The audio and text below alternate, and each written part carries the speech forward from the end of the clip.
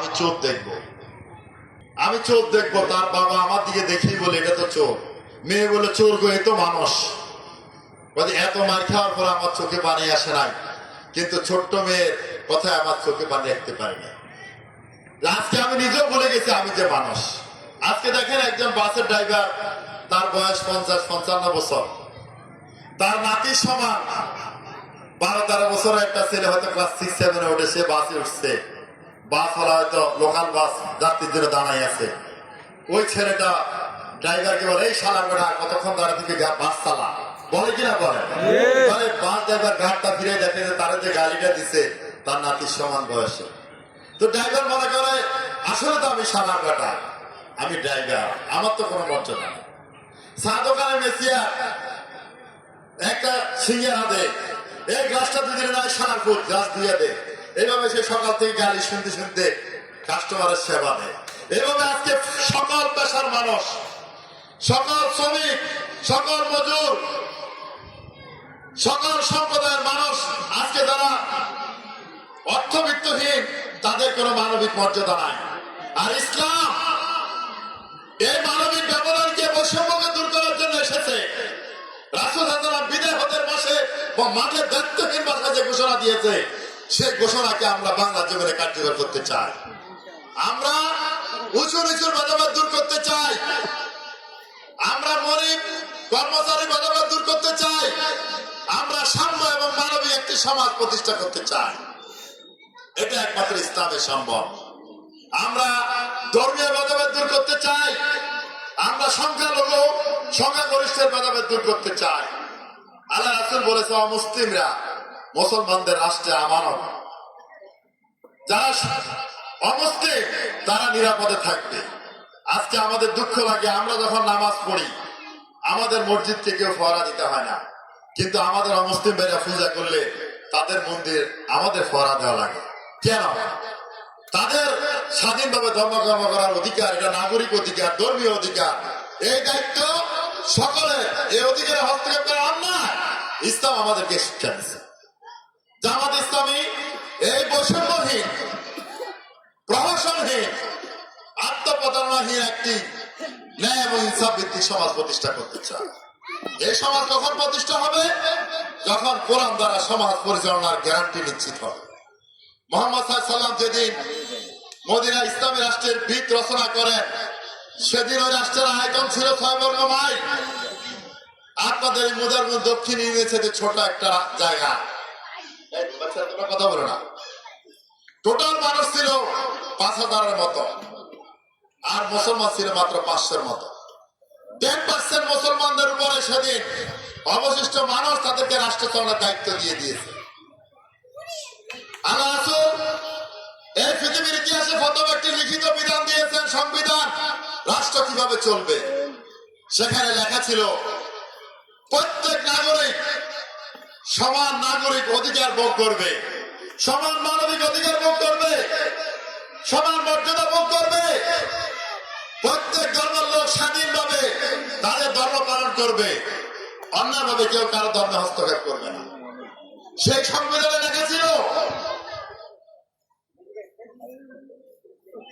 সেখানে কোনো উঁচু নিচু ব্যবধান থাকবে না।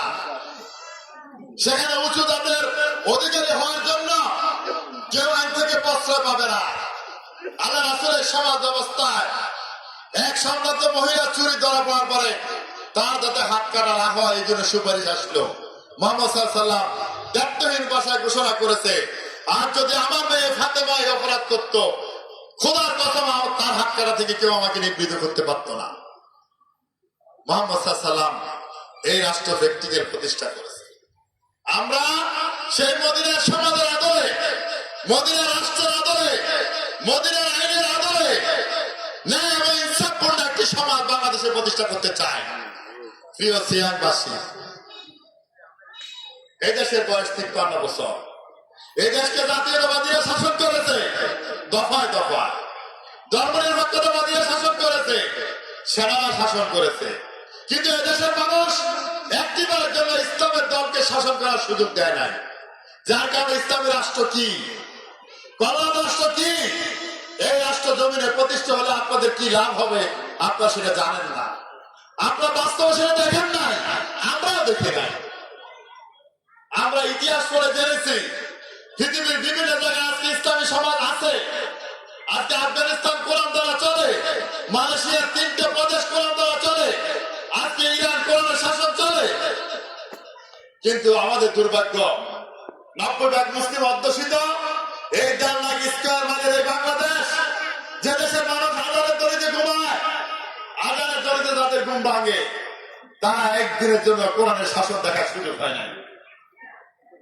এর জন্য কোন হিন্দু বাধা নয়, কোন বৌদ্ধ বাধা নয়, বাধা ওই মুসলমানরা যারা আমাদের তাহাজ্জুদ পড়ে, যারা রমজানের রোজা রাখে, যারা হজ করে। তারা ভোটের সময় ইসলামের পক্ষে তো ভোট দেয় না, বরং ইসলামী দল যাতে ক্ষমতা না আসে তার বিপরীত দলকে ভোট দিয়া ইসলামের হুকুমত প্রতিষ্ঠার পথকে বিলম্বিত করছে। আজকে এটাই আমাদের জাতিগত দুর্ভাগ্য। এতে করে আমাদের রাষ্ট্রের আজকে অর্থ ব্যবস্থা একটা শোষণের হাতিয়ার, কারণ সুদ এ জাতিকে জীর্ণ শীর্ণ করে ফেলেছে। আমরা মনে করি সুদে আমাদের বাড়ে। আল্লাহ রাসূল বলে সুদ তার অর্থ হচ্ছে সংকোচন। সুদ তোমাদের সম্পদ কমায়। তোমরা সম্পদ বাড়ে মনে করি, যে সুদ খাও সম্পদ বাড়ে না। যারা সুদ দেয় তাদেরও সম্পদ বাড়ে না। ব্যবসায়ী সুদে টাকা হলে ব্যবসা লাগায়, দিন শেষে তার সুদের টাকা হয় না। আর সুদখোরের সম্পদ বাড়ে না। কোন সুদখোর স্থায়ীভাবে ধনী হতে পারে না, বংশ পরম্পরা সেই সম্পদ থাকে না। সুদের সম্পদ বাড়ে তার হিসাবে, বাস্তবে নয়। সুদখোরে 3000 টাকা দিয়ে একটা ইলিশ মাছ খায় না, সে আজকে সুদের 10,000 টাকা পাইছে, সে চিন্তা করে যদি আমি বাজার করি খাই এটা তো লস। প্রত্যেকটা সুদখোর কৃপণ হয়, আপনার খেয়াল করবেন।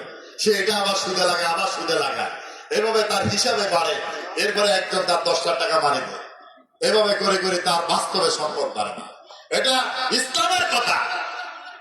আজকে বাংলাদেশের সুদী ব্যাংকগুলো, রাষ্ট্রীয় সুদী ব্যাংকগুলো সরকারি বারবার ভর্তুকির অর্থনে টিকে আছে। একটি সুদী ব্যাংক কার্যত লাভজনক অবস্থায় নাই।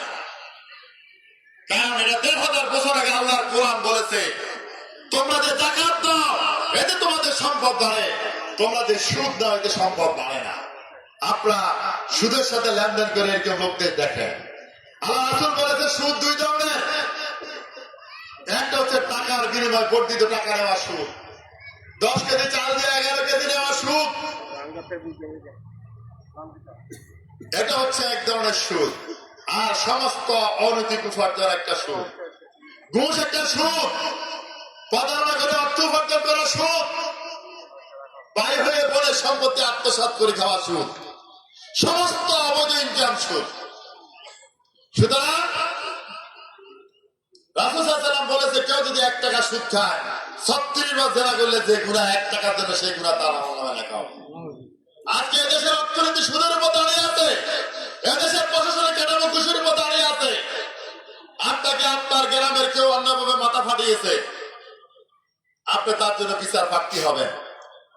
আপনি থানায় গেলেন, ব্যান্ডেজ মাথা নিয়ে, ওসি সাহেব বললেও আপনি মেডিকেলে যান, হাসপাতাল থেকে মেডিকেল সার্টিফিকেট আনেন। ডাক্তার বললো মাথা যতই ফাটক ছিলে যতটা লাগে 3,000 টাকা ছাড়া মেডিকেল রিপোর্ট হবে না, ঝামেলা আছে। দিলেন 3,000। এরপর ডিউটি অফিসার বললো 5,000 টাকা ছাড়া মামলা হবে না, দিলেন 5,000। এরপর যে দারগা তদন্ত বললো যে 10,000 টাকা ছাড়া এখান থেকে পুলিশ বাইরে না, দিলেন 5,000। এইভাবে 20,000 শেয়ার। আসামি তো মাথা ফাটাইয়া পারিত নাই, পুলিশ একটা গ্রেপ্তি দিল। এই মামলা চলতেছে 8 বছর 10 বছর। এরপরে এক সময় বাদী আসামি মিলে যায়, ওই মামলার কোন রায় হয় না। আজকে তার সাক্ষী আগামী দিন কুমিল্লা রদ করে যান রোববারে, দেখেন কত কত ফরিয়াদি, কত ফরিয়াদি আত্মনাথ। ওই বিল্ডিং ওই ইমারতগুলো সাক্ষী। হাজিরা দেওয়ার জন্য সকাল 7টায় সিএম থেকে রওনা দিবেন, কুমিল্লায় 10টায় পৌঁছবেন। উকিলকে 2,000 টাকা দিবেন, ফ্যাস্টারকে 500 টাকা দিবেন, মুহুরিকে 500 টাকা দিবেন। 12টা বাজে হাকিম উঠবে, 1টা বাজে ডাকবো।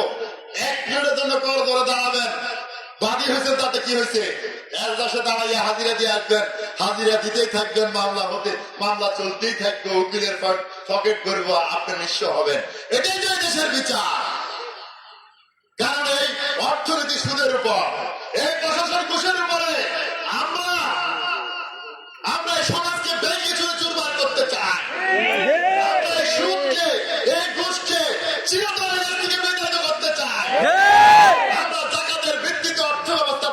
করতে চাই।